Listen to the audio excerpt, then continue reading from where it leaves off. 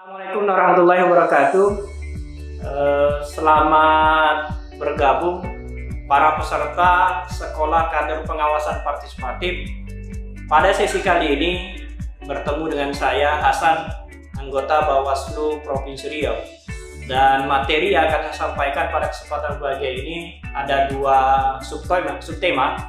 Tema pertama adalah berkaitan syarat untuk menjadi pemantau pemilu dan pemilihan. Yang kedua adalah lembaga apa saja yang bisa menjadi pemantau pada pelaksanaan pemilu dan pemilihan di Negara Kesatuan Republik Indonesia.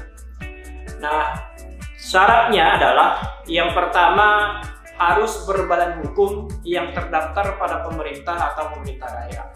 Yang kedua adalah bersifat independen.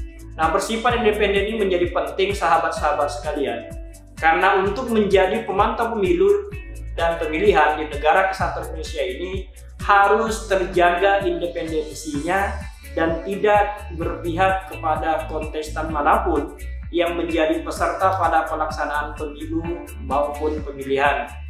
Yang ketiga, harus mempunyai sumber dana yang jelas.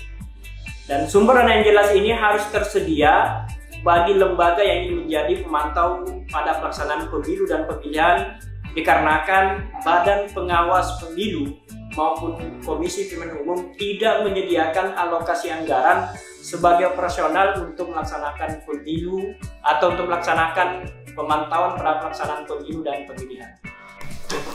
Syarat keempat, teregistrasi dan mempunyai izin dari Bawaslu Provinsi dan Bawaslu Kabupaten Kota sesuai dengan cakupan wilayah pemantauannya untuk pelaksanaan pemilu, atau terdaftar dan memperoleh akreditasi dari KPU Provinsi, KPU Kabupaten Kota sesuai dengan cakupan wilayahnya untuk pelaksanaan pemilihan kepala daerah secara serentak. Kemudian ada syarat tambahan bagi pemantau asing, dan ini perlu kita ketahui secara bersama-sama. Yang pertama adalah mempunyai kompetensi dan pengalaman sebagai pemantau di negara lain. Kemudian syarat yang kedua adalah memperoleh visa untuk menjadi pemantau pemilihan dari perwakilan Negara Kesatuan Indonesia yang ada di luar negeri. Kemudian yang ketiga dan menjadi penting untuk menjadi syarat adalah memenuhi tata cara melakukan pemantauan sesuai dengan peraturan perundang-undangan yang berlaku di negara kita ini. Sahabat peserta Sekolah Kader Pengawasan Partisipatif, yang perlu juga dipahami dan diketahui berkaitan dengan lembaga pemantau pada pelaksanaan pemilu dan pemilihan.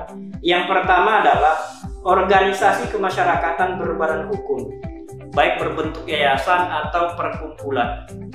Yang kedua, lembaga pemantau pemilihan dari luar negeri. Kemudian yang ketiga adalah lembaga pemilihan di luar negeri. Kemudian yang terakhir adalah perwakilan negara sahabat yang ada di Indonesia. Itu adalah lembaga yang bisa menjadi pemantau ketika pelaksanaan pemilihan umum di Negara Kesatuan Republik Indonesia. Sedangkan lembaga apa saja yang bisa menjadi pemantau pada pelaksanaan pemilihan kepala daerah secara serentak? Yang pertama adalah organisasi kemasyarakatan pemantau pemilihan dalam negeri yang terdaftar di pemerintah. Sedangkan yang kedua adalah lembaga pemantau pemilihan asing. Jadi inilah sahabat-sahabat sekalian yang bisa menjadi pemantau pada pelaksanaan pemilu maupun pemilihan kepala daerah yang dilakukan secara serentak di Negara Kesatuan Republik Indonesia. Demikian materi dari saya. Mudah-mudahan ada manfaatnya buat kita semuanya, terutama kepada sahabat-sahabat peserta Sekolah Kader Pengawasan Partisipatif. Mudah-mudahan bisa kita laksanakan dengan sebaik-baiknya. Demikian, Assalamualaikum warahmatullahi wabarakatuh.